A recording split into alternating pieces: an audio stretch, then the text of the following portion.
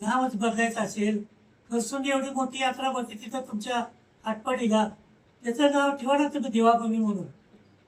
म्हणजे आज या भारत देशामध्ये फक्त वाराणसीला तेवढं देवाभूमी म्हणलं जाते, प्रयागराज वाराणसी. बाकी कुठल्याही आपल्या भारत देशामध्ये देवभूमी कुठल्याही जिल्ह्याला किंवा कुठल्याही गावाला बोललं जात नाही. त्यामुळे आमच्या छोट्याशा तालुक्याला इथं कुठलंही तसं महत्त्वाचं ठिकाण असताना शेजारी पंढरपूर आहे, हे देवभूमी होऊ शकले आहे. आणि आमच्या तर तालुका छोटा आहे, असं कुठली एखादं म्हणजे जे अवतार आहेत त्या अवतारापैकी कुठलाही अवतार इथं नाही. त्यामुळं देवभूमी म्हणण्याचं एक काय कारण नाही. जनतेचा इथं प्रचंड विरोध आहे आणि त्यामुळं यांनी अशा या फालतू कामामध्ये लक्ष घालण्यापेक्षा विकास कामाकडे लक्ष द्यावं. सध्या म्हैसाळचं पाणी मागतात लोक, तिकडं पाणी नाही, इथं प्यायला पाणी नाही, टँकर चालू करायची इथं अवस्था झालेली आहे, तिकडं लक्ष नाही. इथलं खरीप हंगाम करपून गेला, तिकडं तुमचं लक्ष नाही. येतं फक्त कुठेतरी जायचं, लग्नाला जायचं आणि त्याचं फोटो सेशन करायचं, आणखीन कुठं मैदानाला जायचं त्याचं फोटो सेशन करायचं. फोटो सेशनमध्ये तुमचं काम चाललेलं आहे. विकासाचं काय तर तुम्ही केला पाहिजे. रस्त्याचे एवढं प्रचंड इथं खड्डे पडलेत, रस्ते चांगले झाले नाहीत, रस्त्याला बजेटमध्ये पैशाची तरतूद आहे.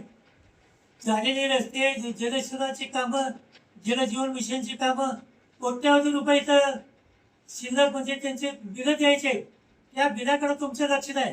नवीन कामं काढायची, त्याची टक्केवारी जोरात वसूल करायची आणि काम सुरू करायचं, नाटक करायचं. या जनतेच्या कुठल्याही मागण्या नाही. जनतेला जे हवं आहे ते तुम्ही द्यावं अशी जनतेची अपेक्षा आहे. लोकांना भूल बोलया करू नये.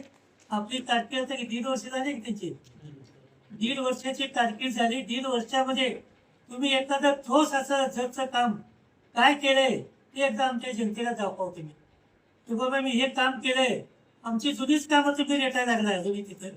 तुम्ही स्वतःच एक तरी काम, एक 100-200 कोटी तुम्ही आणले, ते चालू केलंय असं एक तरी काम त्यांनी दाखवावं आणि जनतेला तुम्ही विश्वासाला पात्र हो.